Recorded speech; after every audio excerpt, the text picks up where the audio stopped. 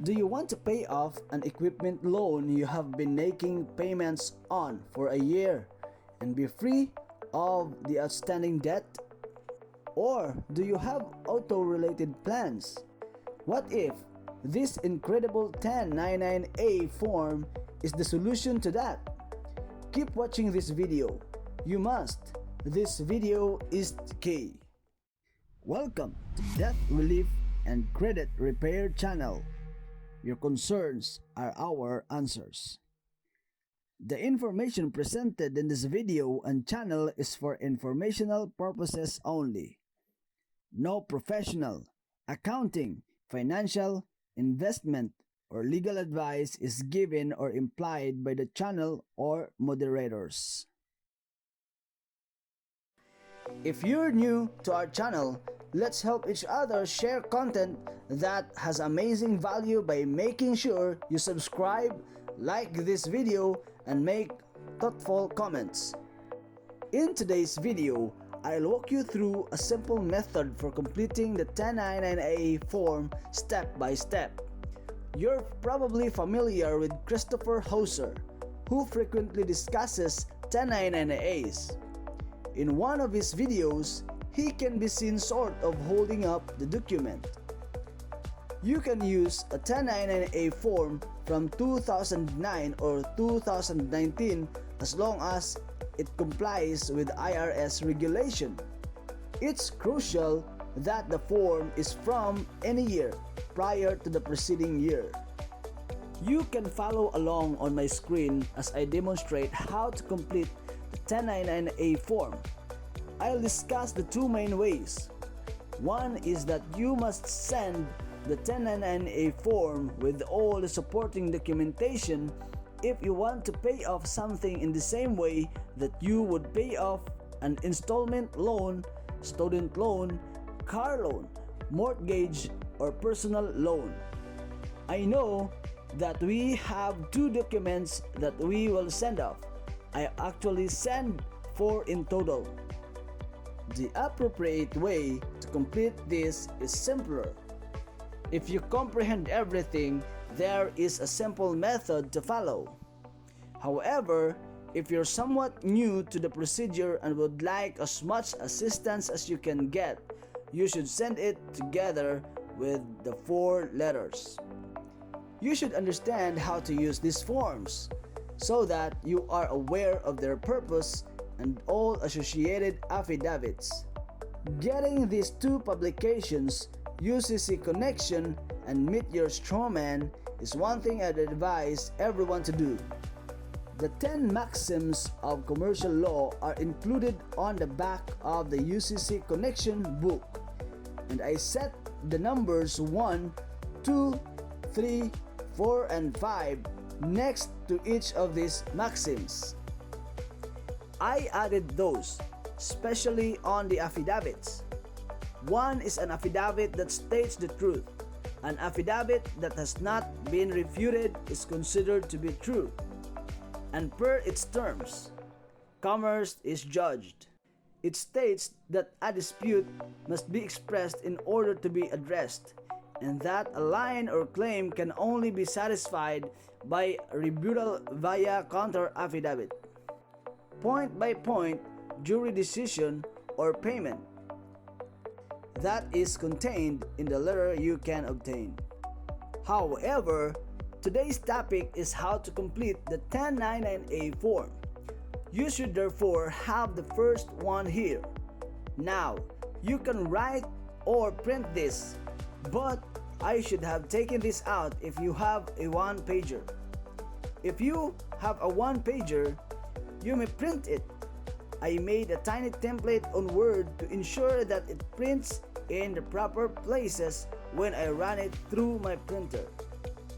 I took some time to complete that. When I used the 1-pager, I used the template I produced. And when I run it through the printer, it prints as if this is a blank piece of paper, but it prints right on here. I was printing and lining up and printing the lining up till I finally got it. You should write this and press down firmly. enough so that it runs through all the pages if you're using the carbon copy. Now, here under the letter name, you want to put US Treasury.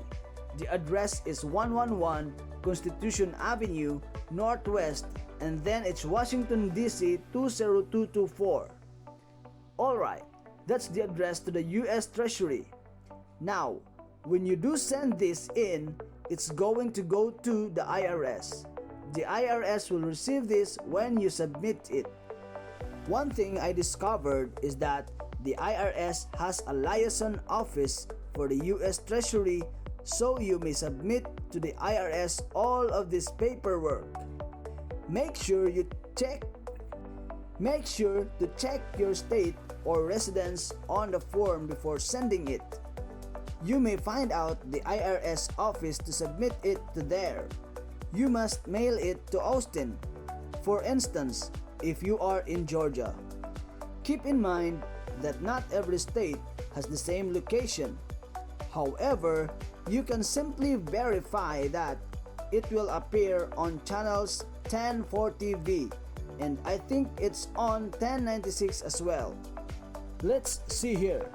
It also tells you which state to send it to on the 1096.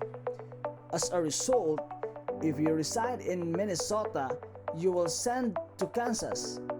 You'll mail it to Ogden, Utah if you reside in Connecticut.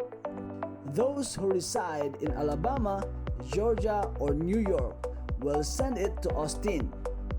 If you want to send something effectively, you won't send it. You'll send it to the recipient. The instruction for filing and sending the 1099-A to those locations are also included there if you're wanting to get payment through it. They will know where to file it regardless of where the business is situated.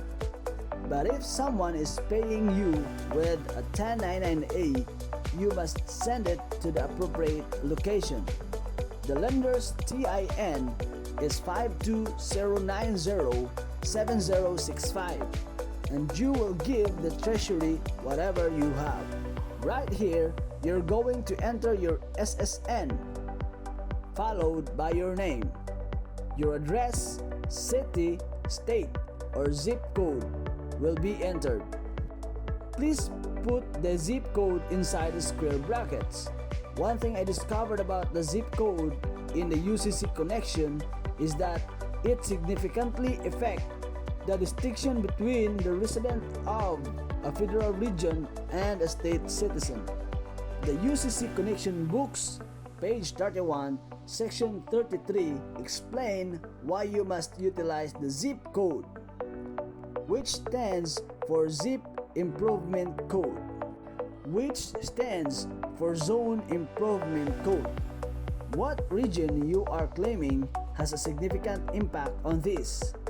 The state constitution cannot be used to defend you if you use AZ for Arizona, according to the legislation, because you did not properly identify your state. Therefore, by including the zip code in brackets, you are indicating your state. It's on page 31 in section 33 if you wish to buy the book. The date we're doing this is July 8, 2022. So the next thing you want to do is to put it in. Now, this is where you should enter the amount you wish to pay off. So if it's a car loan, enter the loan number here. Put it if it's a mortgage or student loan. Let's assume, though, that you desire to pay $124,998.23 toward your car loan. Naturally, you want it to be as close to this area as possible. So allow me to backspace. That is how you want it to be written on this page. Obviously, when completing a fileable, I'm just making a fileable on the PDF. But when you write it in, you should be as accurate as you can. Then you should enter the same amount here. And then here, is where you enter the account number. If you are having someone pay you, you should enter the account number for the loan. Whether it is for a student loan, car loan, a mortgage, a personal loan, or another type of loan. You should use a distinct approach to specify what the purchaser is buying. So, if it's a service or a product, you should include it and make sure that it has more than 600. The account number on the form could be one that they develop specially for you to fill out, or it could be blank, since there isn't truly an account number that matches the account number on this form. It would be in this location. You should include that account number as well, so that the company receiving the payment is aware of its arrival. That compensation is for you. That is what you should place there. When they get payment, they will say, okay, this has come in for this person, because that account number belongs to the same car. I just wanted to quickly go over this. I am aware that this exists. I'm aware that some people do this. But I just want you to be aware that I do screen sharing so you can view it without having to hold it up to the camera, which makes it simpler for you to see. How should this and the letters be done now? Some claim that you can only use the two, but I'll explain how they vary. Hey, check out these two letters right here. I'll say these two letters will be delivered to more than just a finance department. Okay, there are 3 other places you should send them so that it's not just you versus the financing firm or the finance department. This is because it notifies the other places that this process is underway. You and those 3 locations are up against the finance division. You and those 2 other locations are going up against the financial department. So I'm going to have both, and you can choose to do 1, 2, or all 4 letters. I completed all 4 simply to be thorough, but it really just comes down to how much you want to pay on postage. There is, of course, a way to get posters made for nothing, and I'm getting ready to do it properly. Now let's wait for some people who did receive mail to receive them in their hands so that we can open them and explain that process to you in more detail. So, I just wanted to share this process with you. Now that you know where the money will be coming from, you realize that the most crucial information is this location and lender's TIN number. Your trust treasury from which the money will be drawn will be the source of the payment. It makes no difference what you are paying for, a car, a house, or a bill, when you go to do it. It is irrelevant. The lender is on the way. Make sure you don't check this box because it is coming from there right now. You don't want to select that box to see if the bull is personally responsible for paying back the debt. Ensure that they receive everything so you can be sure they will keep the money.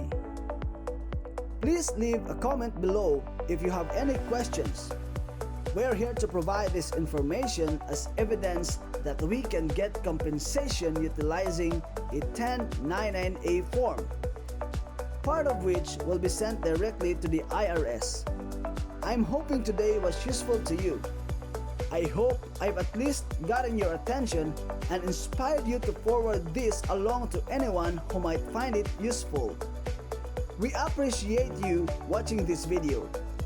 To ensure you don't miss anything, be sure to hit the subscribe button on this channel. Learn greatly and inexpensively from this channel. I'll see you on our next video.